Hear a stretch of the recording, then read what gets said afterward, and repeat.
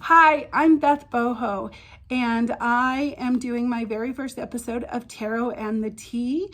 And this is going to be a collective tarot reading for the rest of the week.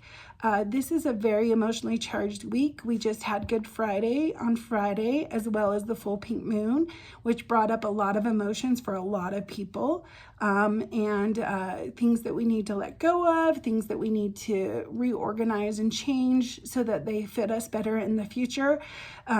Also from April 15th to May 4th, there are no planets on retrograde, so it's the perfect time right now to really reiterate the things that we want to see happen in our futures and really put those intentions out into the world. A lot of celestial things are going on that affect everyone. Right now, everyone I know is going through some pretty tower moments of their structures and their relationships and stuff like that kind of changing or realigning so that it fits their lives a little bit better. They're more real lives, authentic things, and the things that are crumbling right now are really things that are not secure. So it's supposed to happen. It is our evolution that these things happen, but they also are very scary. So I'm just trying to give some insight into what we can do to kind of help move this forward and get us out of this feeling of change and upset. I thought I would do a reading to help us get through the rest of the week. So this is going to be just a small reading that gets us to Easter. I am planning on doing more of these. I want everyone really quickly to take some deep breaths with me.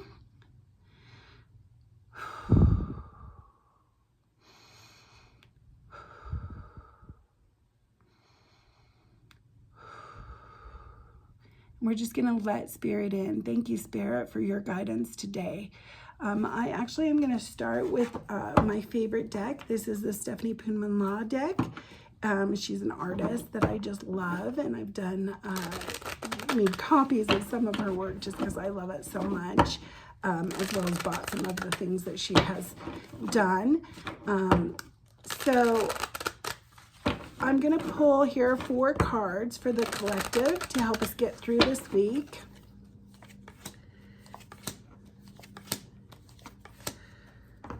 Okay, so let's also start by just making sure that we have some good energy here.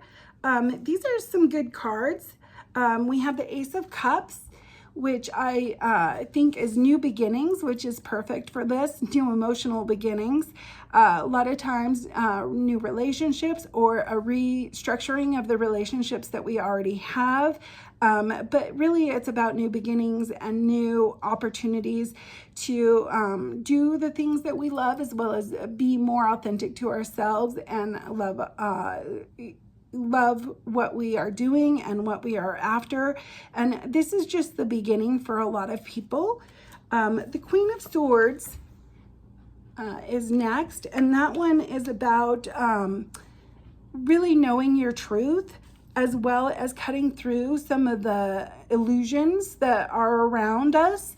I think that this is very reminiscent of some of the things that are going on this planet right now.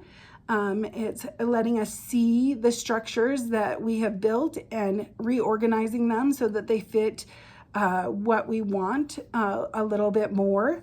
Hopefully, we can change some of the things and focus on the good that's out there and try and make them a little bit better.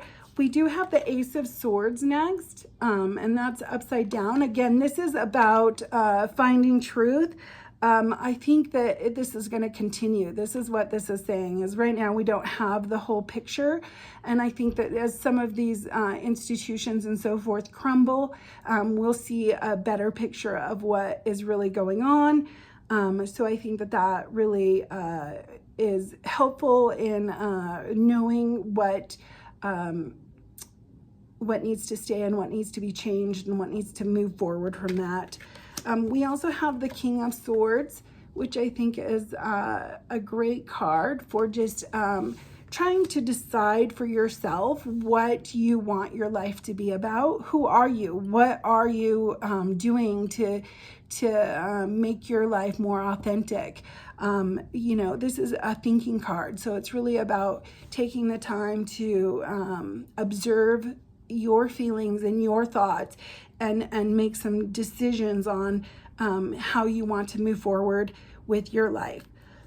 Excuse me. So I also have this Great Dreamers deck, and I'm just going to pull a couple cards from here as well, just to kind of reiterate what maybe we have going on with these 4 cards. So let's see here what the Dreamers Tarot has to say. And I love this deck as well. It's got some fun, really beautiful art that's kind of simplistic, but I find it very pretty. And we've got, I'm going to pull 4 cards of this as well. At the end, we got Dreamer of Swords, which I think is a reiteration of kind of what we were saying before of, you know, finding your truth and following that truth and making sure you're your authentic self. So definitely a confirmation on that. We have the Shadow, and I actually pulled this card reversed. So again, I think that we're going to have some new things coming out. Some deep secrets and you know, our structures. Again, we have a lot going on where it's kind of changing the structure of what's going on around us, possibly some things that we're not quite 100% sure what our next steps are going to be or what we're going to do next. So I think that kind of goes along with this. Now we also have the 10 of Pentacles, and this as well was upside down. So I think that, you know, obviously quite a few people are going through some tough times financially. And I think that there's a lot of changes that may be happening with our finances as we become our authentic self. And I think that overall, as a collective, we just need to make sure that we're trying to be as secure as we can and continue to save and you know, make sure that maybe we have food storage or some things like that. I think that this is a really good indication of that. Ace of Pentacles, I have this, and this was right side up. So I think there is some new beginnings happening with some financial things, hopefully some new starts and new ways of making money or surviving, maybe not even with money, but like just watching for those new opportunities to build security. I also have the 2 of Cups, and this one was upside down. So I do think that there's been a lot of misunderstandings and growth that's happened in a lot of our relationships, and hopefully in our relationship with ourselves as well. So definitely take this as, you know, understanding that this is just rebuilding your life to be more authentic and getting rid of, you know, those people and things that don't really connect with you anymore. I also have these. Eckhart Tolle is one of my favorite speakers, and I've read all of his books, and I have these great decks that have some presence cards that help to keep you in a present state, because the only time that we have is now. The future is not promised to us, and the past is already done and can't be changed. So really this is going to help us focus on the now. And let's see what this one says here. So I've got a very effective way to become conscious of being is simply to take the focus of your attention away from thinking and direct it into the body, where being can be felt as the invisible energy field that gives life to what you perceive as the physical body. So again, maybe take some deep breaths and really feel your body and bring your soul into your body a little bit more. That definitely helps us be more present. I also have these ones from his New Earth book. And let's see what this has to say.